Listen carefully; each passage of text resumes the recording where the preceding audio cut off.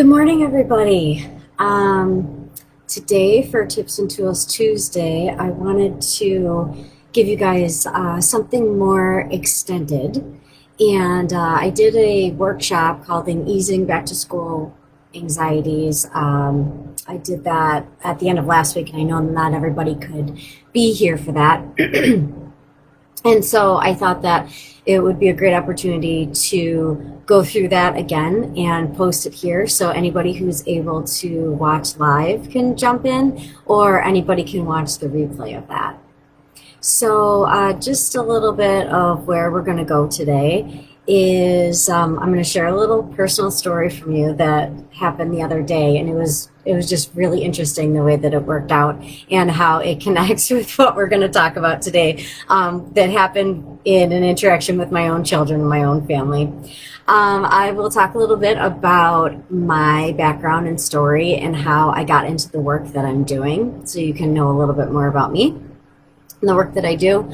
Then we will get into challenges of going back to school and talk about some solutions, and I want to be able to give you some tools and solutions, tools that you can add to your tool box and walk away from whenever you're watching this video, and some things that you could start to implement right away.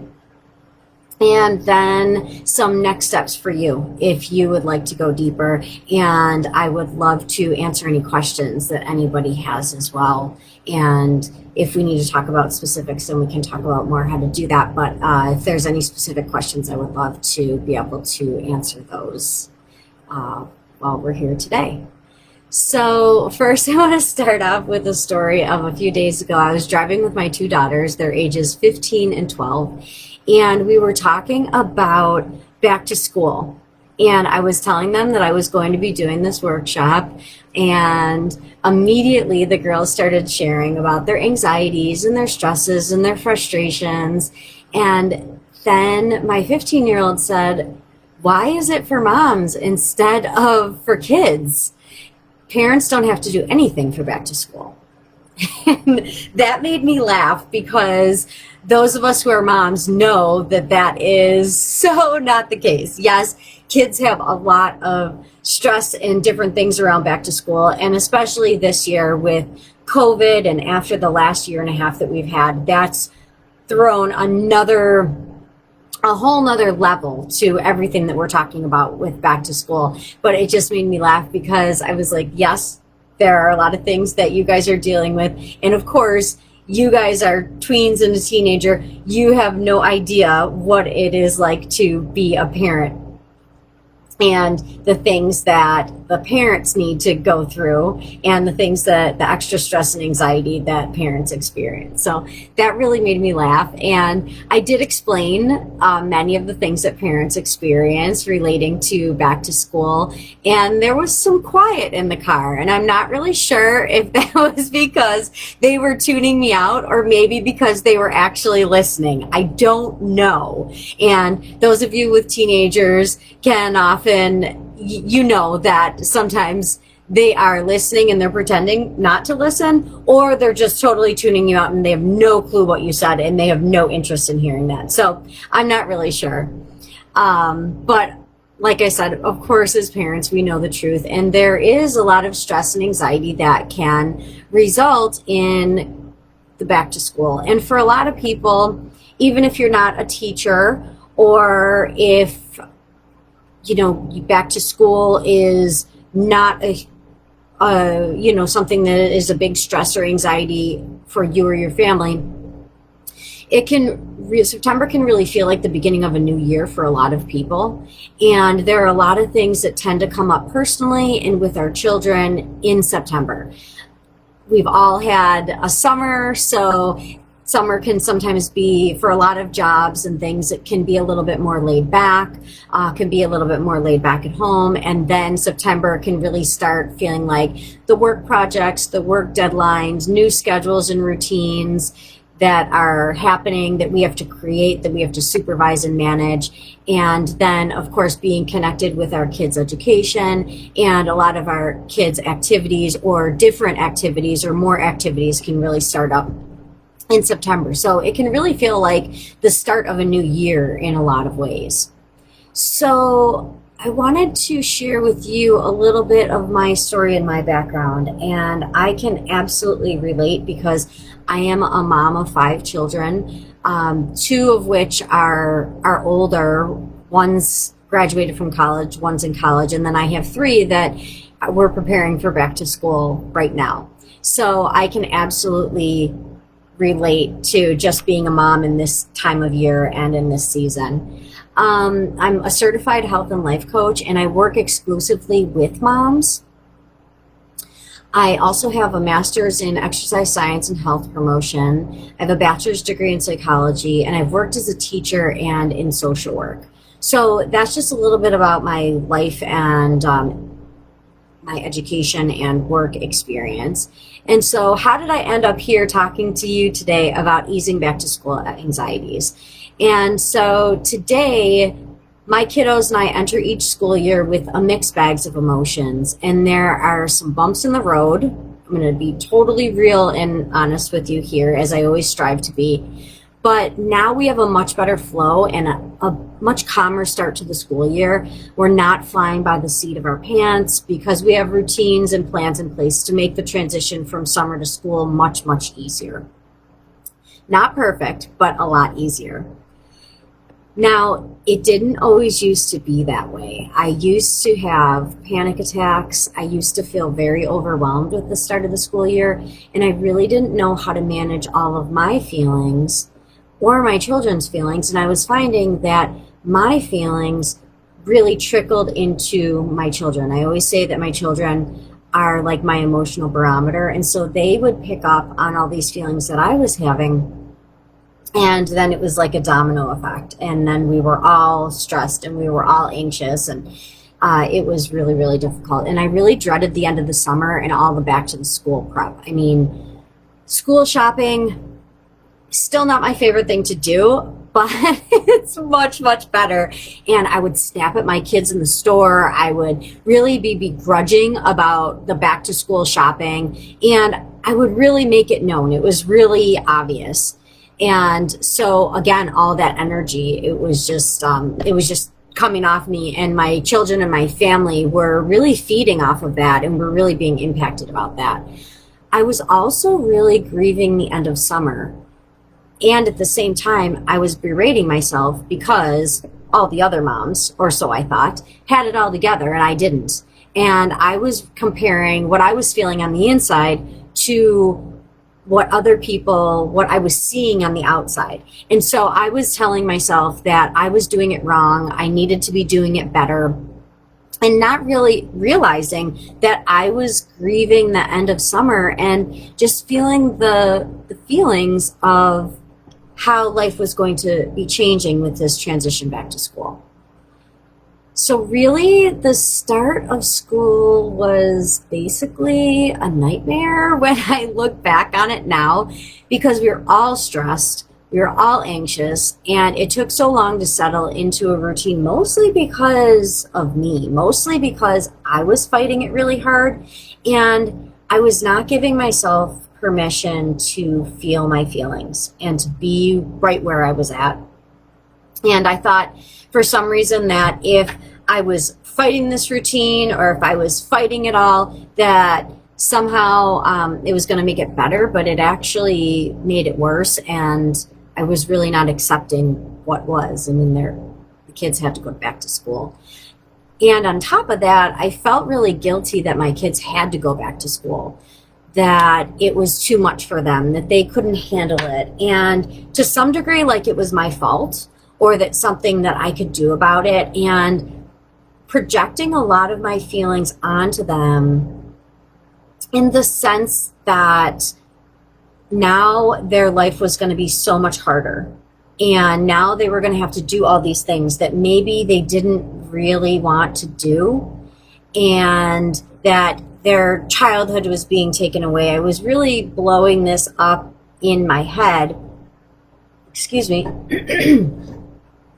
And just feeling so much guilt that they actually had to go back to school. So that was impacting so much of my my actions, my thoughts, my feelings, because it really starts with the thoughts, and then the thoughts form or contribute to the feelings, and then the feelings usually determine how we act.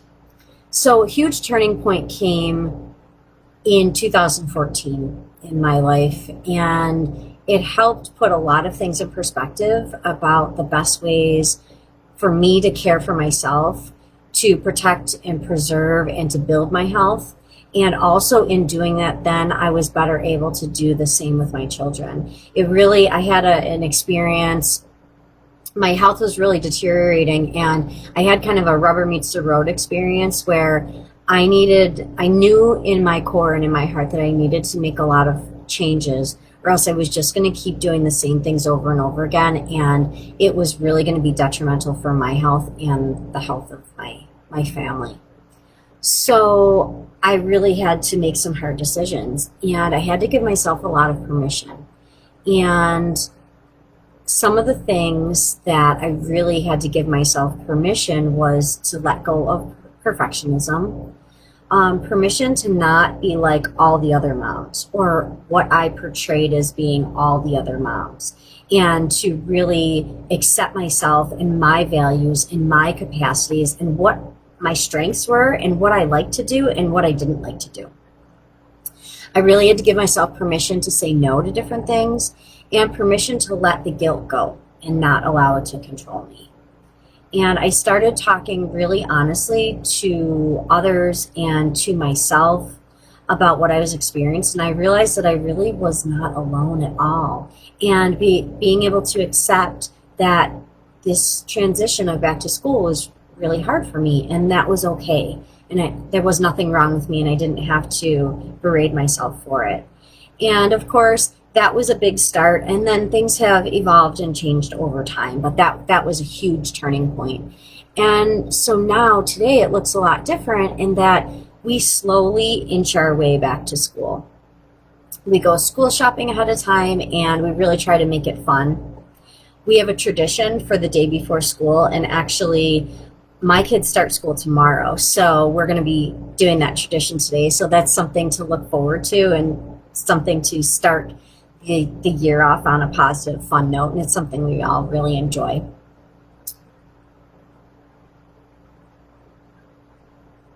Okay, I'm getting a message here about setting the frame rate. I'm not sure about that, but could anybody comment and just let me know if you can hear me and see me okay?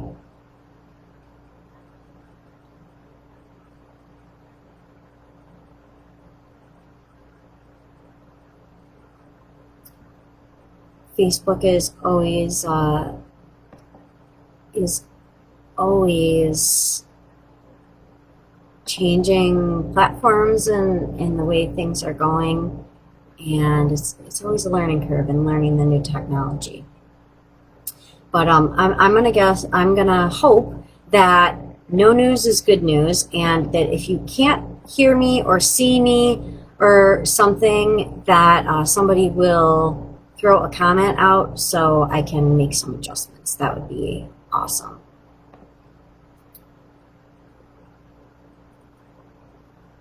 Okay.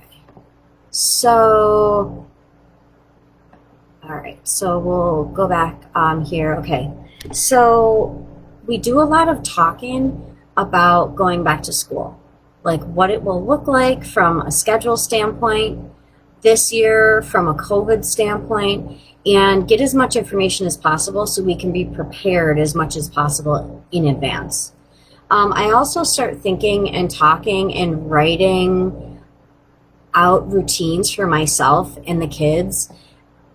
And sometimes I'll just keep a document or a place where I'm just writing, and sometimes it's just kind of scratch writing different ideas that I have. And I try to take an audit at the end of last school year and really be aware of what worked, what didn't work so well, what I might want to institute for the next school year, and write that down.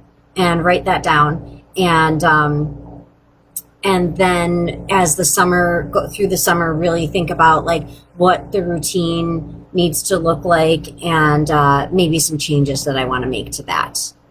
So I keep getting this message. I apologize. I keep getting this message that I need something. I need to change a setting or something, and I don't know how to do that. So yeah, I don't really know how to do that. Okay.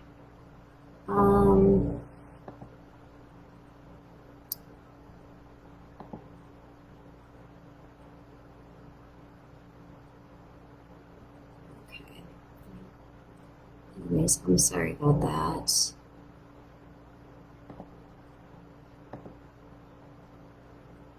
Okay.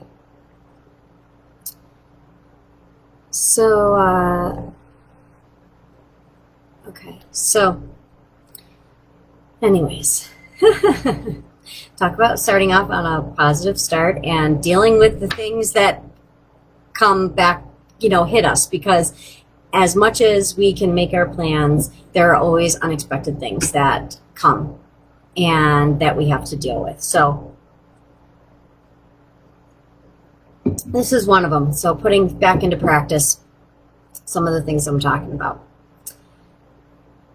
I also ask for help. I look for areas that I need help with or that I might need help with, and I talk with family, I talk with the kids, I talk with my husband, and we try to, again, have some plans to I ask for help and that I'm not doing it all myself.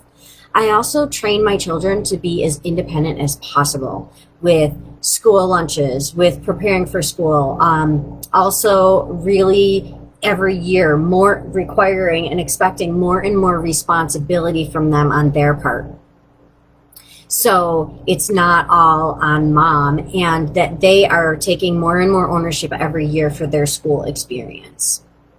And every year I do feel more and more positive about back to school. And this year I'm really looking forward to it because over the past year, I have given myself permission to embark on a dream that I've had for over a decade. And once the kids get back to school, I'm going to have a more consistent schedule to work on this.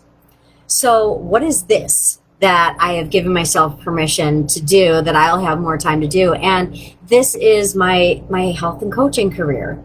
And after more than 20 years of witnessing and then experiencing my own mom guilt and the struggle to place ourselves as moms at the top of the priority list, I got certified as a health and life coach, and I designed a totally unique program called Marvelous Mama, Live Your Most Magnificent Life. And it has been my great honor to be able to do this work. So through this work, along with this huge passion that I have to help moms grant themselves permission to let go of guilt and bump themselves up on their priority list, I've been able to help countless moms succeed in this and make progress. And that has been such a great gift. So it's my goal to help you learn some of this, along with how to help yourself and your children start this school year feeling calm, peaceful, and empowered. So you're in the right place now if you are feeling anxious and or overwhelmed about the start of the school year. Your children are feeling anxious or overwhelmed about the start of the school year. You want to add some tools to your toolbox for a calm transition back to school. You want to discover what is keeping you stuck so you can get unstuck. You want to let go of guilt, and you're ready to bump yourself up on your priority list. So if any of this describes you, then you are in the exact right place right now. In fact, if this is you, it's no accident that we're here together right now. Because tonight I'm going to show you today. Sorry, I did the original workshop in the evening, but today I'm going to show you how to kick the school year off on a positive high note so both you and your children can experience peace, calm, and empowerment. So since we have limited time today, I'm going to share with you as much as possible as I can about the topic. And then before I finish, I promise I'll show you how to take it further if you want to. So some common challenges and problems with back to school that I have witnessed for myself and with other moms that I'm in contact with, either through my work as a coach or other mom friends and other mom interactions. Is a big one is moms maybe not knowing exactly how they feel about back to school, not necessarily being aware of their emotions, and really not knowing how to work through and deal with their own emotions. And so then that really can set a tone within their household and with their children, and the children will pick up on some of that. The unknown and the anticipatory anxiety of what is it going to be like? What is this school year going to be like? What is the experience going to be like for myself and my child? What is their teacher going to be like? And again, this year with COVID, what exactly is it going to be like? I know our district has sent out a lot of information about the reopening policies and the masking policies and all of those things. And at the same time wondering, are they going to be in school all year?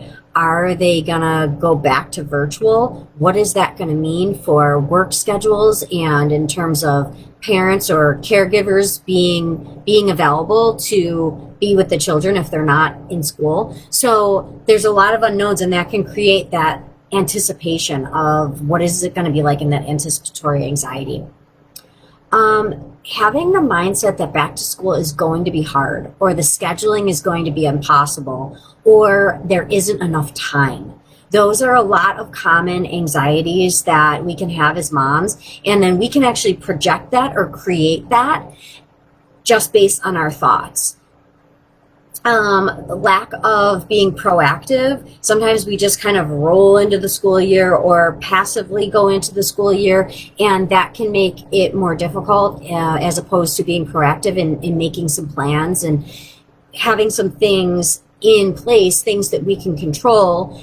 And so then we can feel more comfortable and we can feel a little bit more anchored to some things that we can control. And a last one that I see a lot is lack of prioritizing. As moms, so many of us, we're trying to do it all. And we are coming from a place of love. We are coming from a place of wanting to be there for our children. We want to provide different experiences for our children and our family. We want them to have the best. We want to be the best parents and partners and employees and daughters and friends as we can, and all of it can seem so vitally important, and it can be extremely difficult to figure out, okay, what are the most important things? And the key is figuring out the most important things for you, because everybody's going to have a different set of priorities, and that's okay. And so committing to our priorities, first identifying those priorities, accepting that those are our priorities and they may be different than other people's, and that we might have to say no, and some people might be disappointed or they may not like our priorities so much, and then committing to them and being okay with that.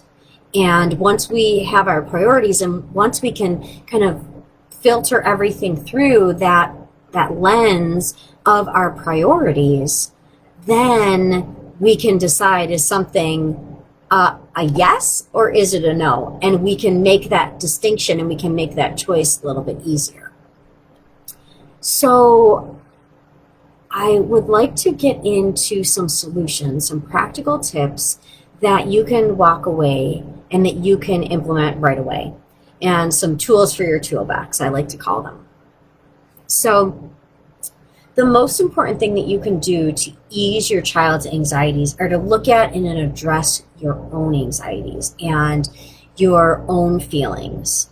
And it is not our fault if our kids are experiencing anxiety. It is not our fault if our kids are feeding off of our own energy, and that energy might be one of stress or anxiety.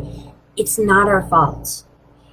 Now, we have to be aware of it, and then we have to find some things that will help us work through that. Because the number one predictor of the well-being of children is the mental and emotional health of their mothers, believe it or not. So us as moms working on our own mental and emotional health, that is the number one thing that we can do to help our children and to facilitate their well-being. It's not about how many activities they're in. It's not about perfect meals or a lot of other things. Not that those other things aren't important. However, the number one thing is our emotional and mental health. So I say that because sometimes we have a hard time giving ourselves permission to invest in and to do the things that we need to for our well-being and for our mental health. And I just really want to emphasize that if that helps to give anybody that's watching this permission to really invest and bump ourselves to the top of the priority list, I hope that would help give you some permission, because that is the greatest gift that you can give your children. So I throw out a few questions here, like what supports do you have in your life?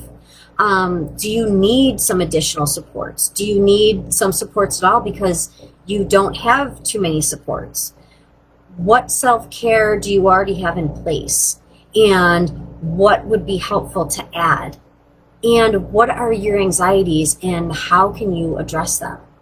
So really getting into our own work is the first step.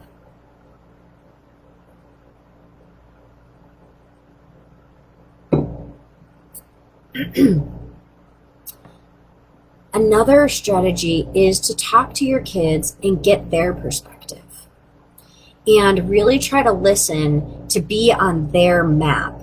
And what that means is to really listen, to understand, and to get into your child's experience and to hear where they're coming from. It can be easy for us to project our thoughts and our anxieties and our feelings onto our children and think that they're feeling that way too. And sometimes they are, but sometimes they aren't. So getting on their map is getting into their experience and really trying to walk in their shoes. And this can be done in a lot of different ways depending on the age. Real small children may not have the language and may not really be able to articulate what exactly they're experiencing. For small children, it can be really helpful to ask them to draw a picture of, what is back to school? How do you envision it? How are you feeling inside? Can you draw that for me? Drawing is a great tool for younger children who can't articulate it.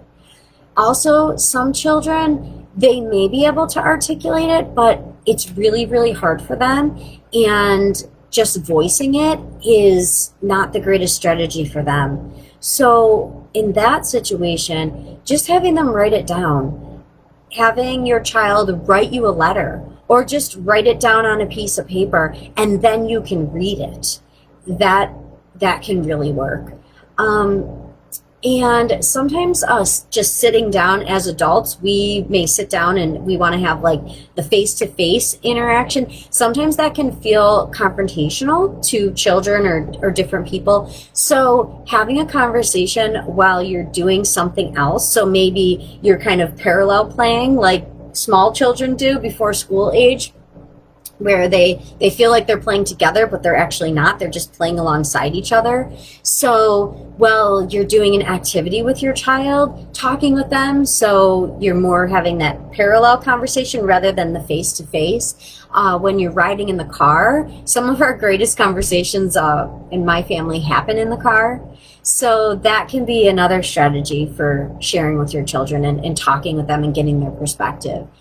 And another thing that is highly effective is to be honest with your children, about your feelings and what you're experiencing in an age-appropriate way. We don't have to give them all the gory details, but sharing with them and showing them what feelings that you are having so they can relate and they can see that you're human and they might relate to something in there. So having that authentic and open conversation is really important, and it builds safety and trust in your relationship. Giving your children permission and yourself permission to feel your feelings.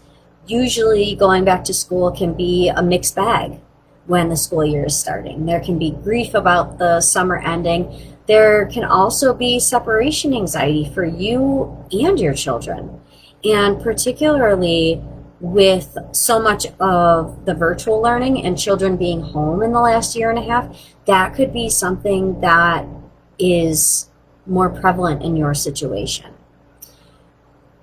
Another great tool is to tell your children about past experiences that you have had that they may be able to relate to. So whether it's a going back to school story, some children are going back or they're going to new schools this year. So if you have had that experience of going to a new school, sharing with them about that, sharing with them about how it was for you as a child going back to school. And that can really get a conversation going, especially if you're asking questions and there's not much back and forth, or there's one word answers. That can be a different roundabout approach to facilitate a conversation. So also talking about logistical things and making plans in advance. So talking about bus schedules, pickups, drop-offs, where that's going to be, the times, if you have the bus numbers, where they're going to get picked up and dropped off. Is it before or after school program? Is it in front of the house? Is it at grandma's house? Is it at the corner? Wherever that may be. And just giving your children all of that information ahead of time. Another thing is talking about your routines for the morning, for the afternoon, for the evening. Talking about what that will look like. What will your expectations be? Will you require certain things at certain times of the day? When will homework be completed? Where will that be completed? And it can be very, very helpful to, when possible, include your children in these discussions and in making plans, so then they feel more in control and have some autonomy over the situation, rather than everything is just happening to them and they're not able to collaborate and they don't have any control. So getting their input and being able to collaborate with them. And of course, that's age appropriate too.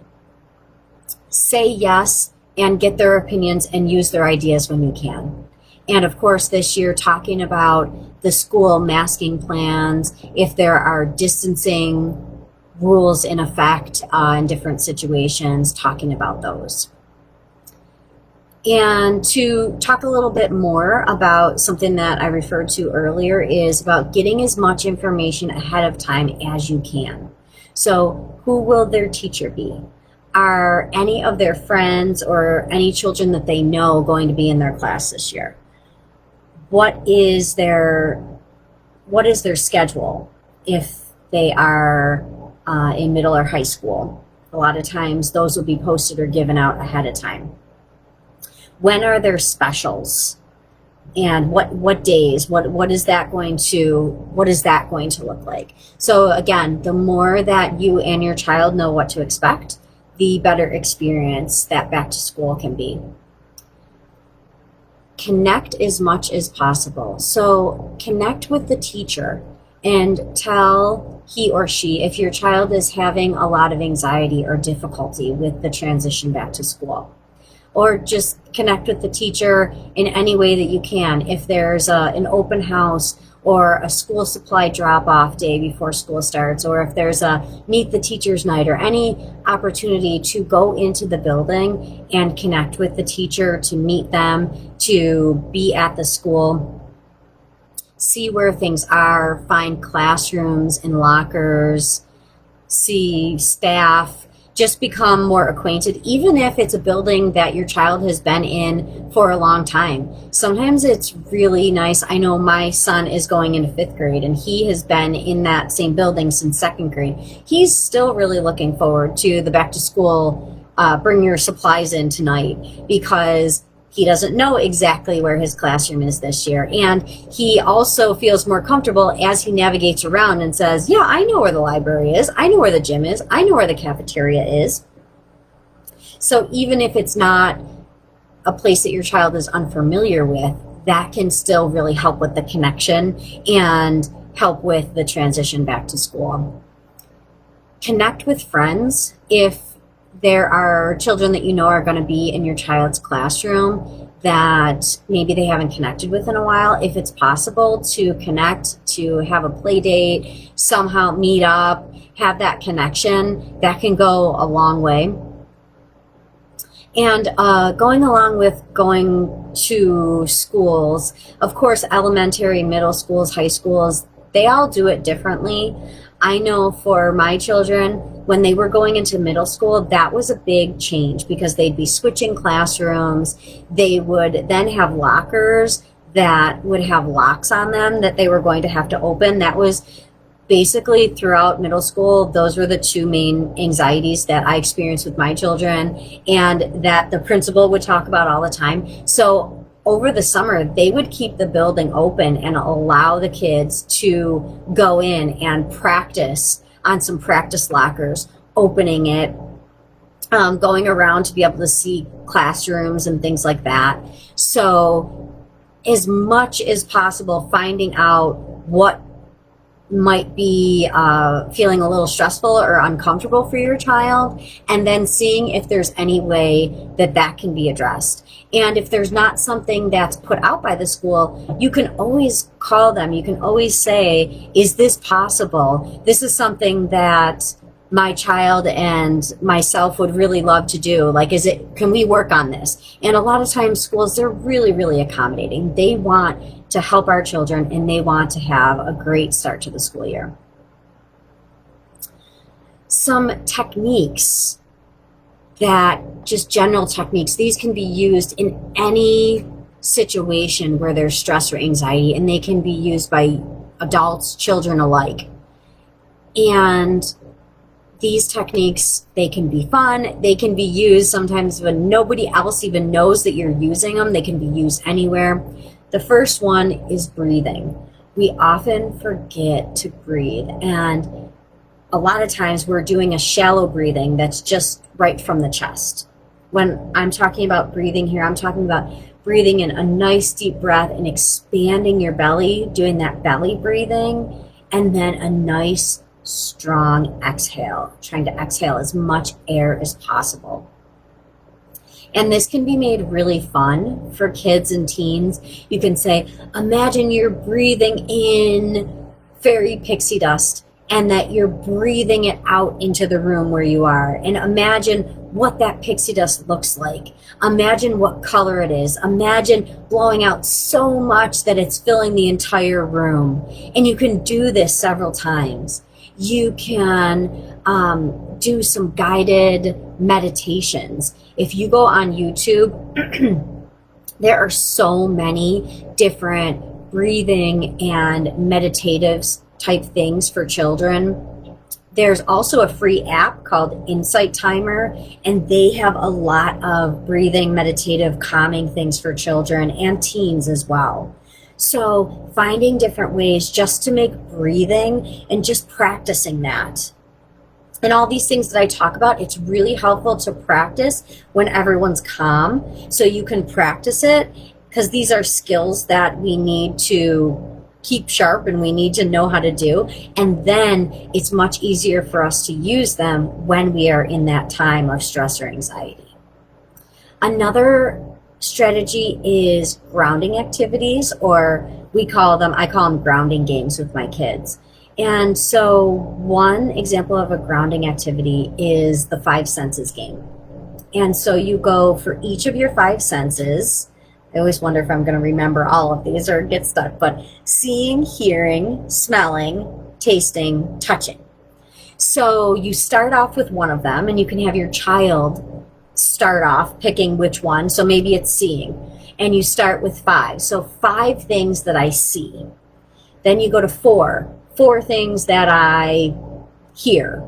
Again, you can do any order you want and list those. So it forces you to be really present in the here and the now and notice what's happening. Then you move on to 3, maybe 3 things that I can smell. It also forces creativity, which is great. Then to 2 things that I could taste, and one thing that I can touch. Another game is the color game. Look around the room and pick a color and find as many things as possible as you can that are that color. Small, big, getting really creative. Again, being really present in the space that you are to really see what's there and what you can find. And that's always a fun one too. Sort of like I Spy. And then another one is categories. And that is where you pick a category. It can be anything. And you list as many things that belong to that category as you can think of between you and who's ever doing this activity. So some categories can be TV shows. They could be different fruits. They could be different places that you visited, animals, anything. It could be any category at all. And you can go back and forth, or for as many people as participating, and just list as many things as you can think of in that category. And this can be done verbally, or this can be out loud. And I'll share with you that last week I had to go into the dentist and get some dental work done. And I was doing the category game in my head because I had a little stress and anxiety about it. And nobody knew that I was doing it, but it was something to keep me more present and to get my mind onto something else and off of the stress and the anxiety and all of that monkey chatter in my brain. And these can be made into really fun games. And this has become part of our bedtime routine, actually, where we practice these grounding games together, myself and my children. Another great strategy is writing a fear or a problem down and then ripping it up or putting it in a special jar or a box to symbolize handing it over, to symbolize, okay, I'm going to let this go. Also, the ripping up for some children who really like a tactile, tangible thing to do, that ripping up the piece of paper. And some kids, quite frankly, just think it's really cool that you're saying, yes, you can rip and tear this piece of paper up, and it can really help to get some of that energy out. When possible, moving your body in some way can really help to get some of that anxiety and stressful energy going and can help to bring that down.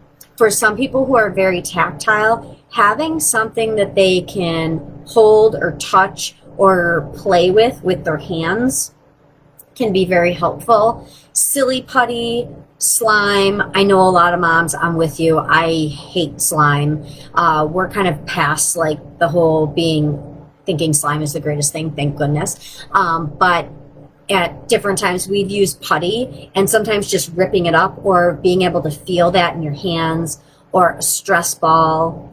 Something else that we use in our house is peach pits, because those have a lot of grooves and ridges, so it's something to hold and to touch. Something really soft that feels nice on the skin, blankets, pillows, a stuffed animal, a security object. Those all can be things that can really bring us down and provide comfort. So what now? So we've talked about some challenges. We've talked about many solutions and tools to put in your toolbox. So now I'm going to tell you how you can turn today's immediately useful information into lasting transformation. So I'm wondering who here feels 100% confident that they could walk away from this workshop and immediately implement all of these tools and breeze their way through back to school. Anybody?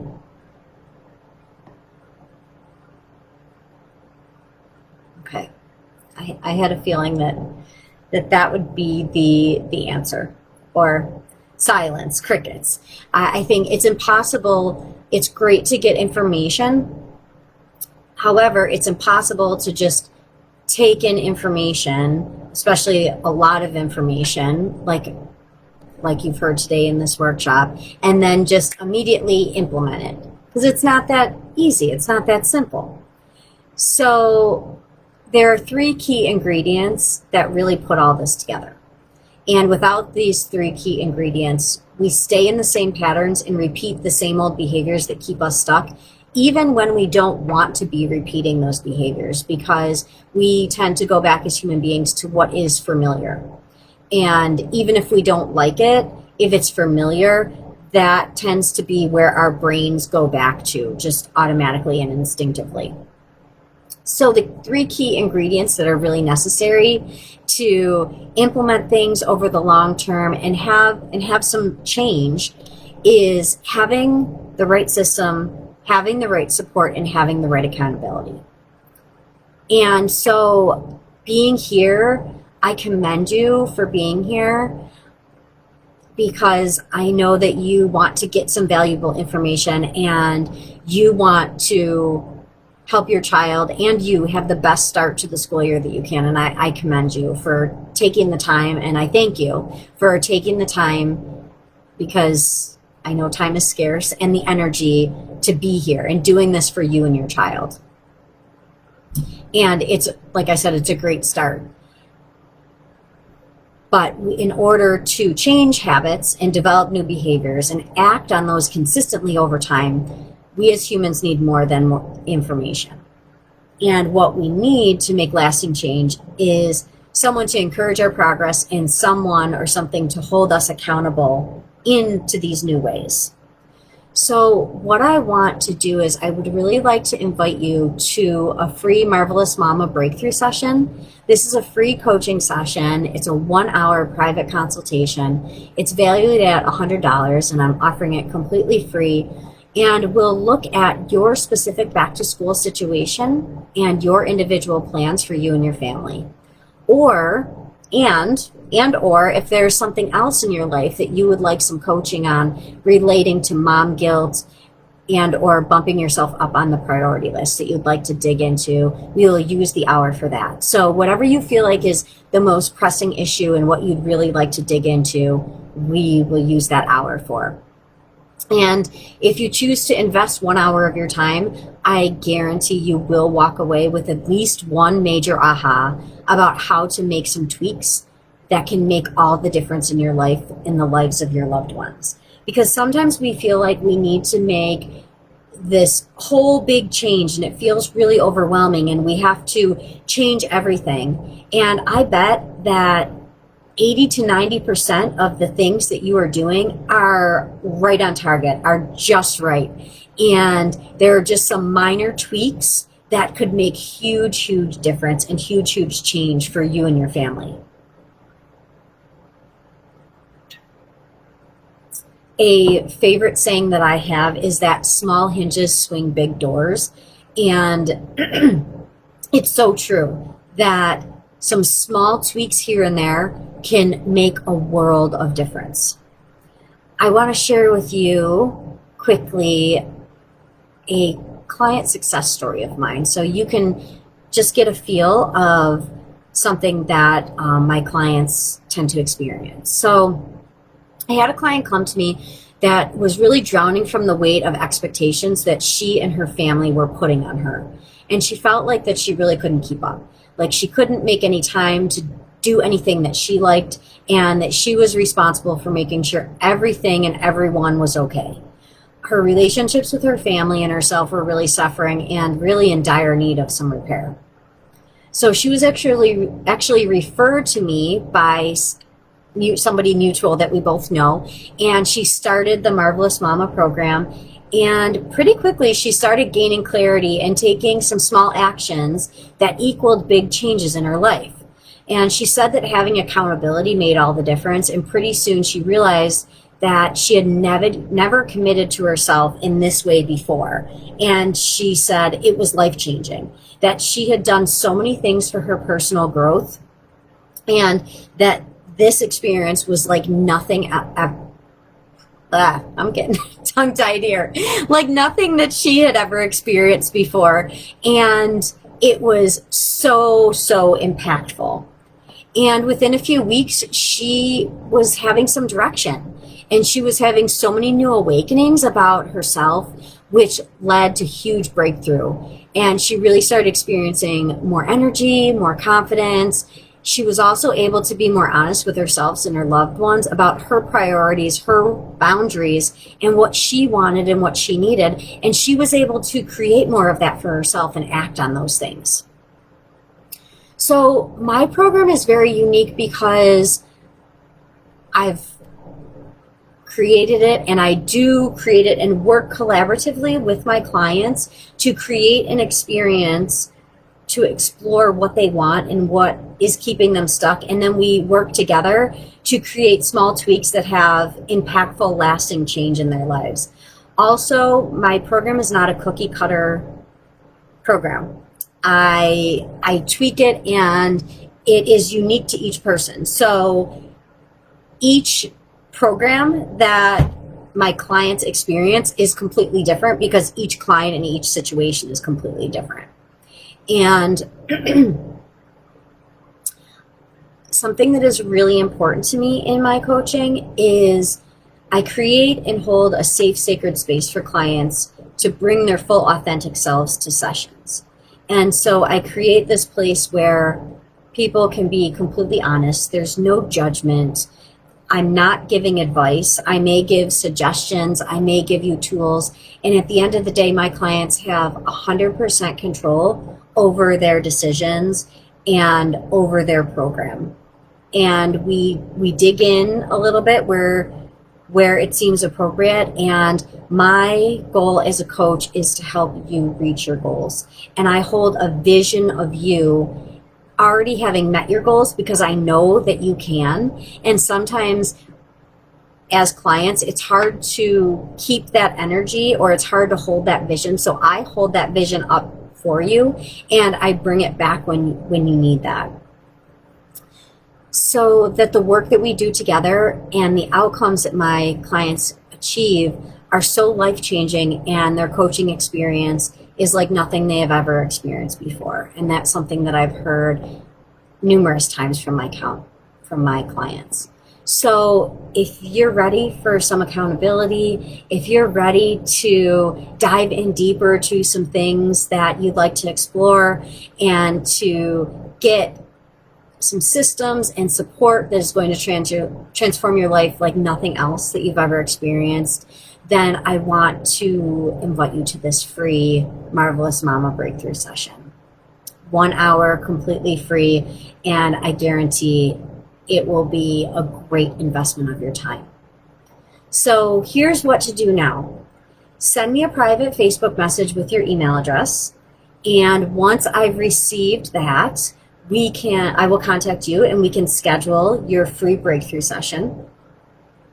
I will also get you connected with my email list. And once you're connected with my email list, you will receive a free resource. It's titled 119 Ways to Self-Care.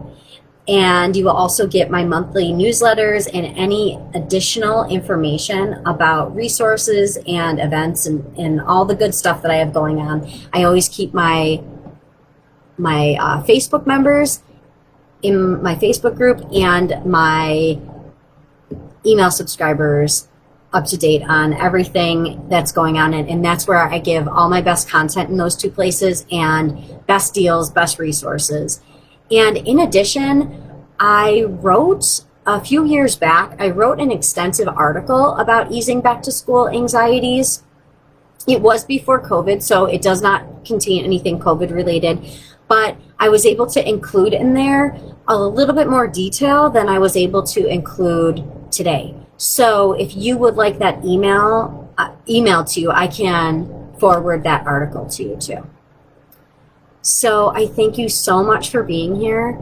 I have such a passion to help moms and be able to share through all of my experience and to be able to help you move to where you'd love to be.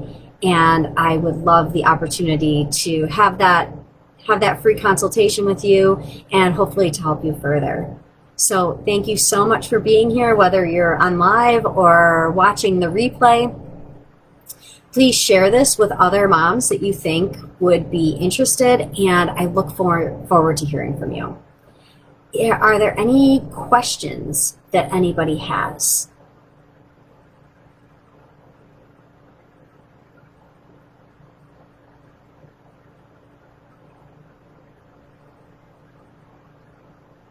Okay. Thank you so much, everybody. Have a great back to school, and I hope to hear from you soon. Bye.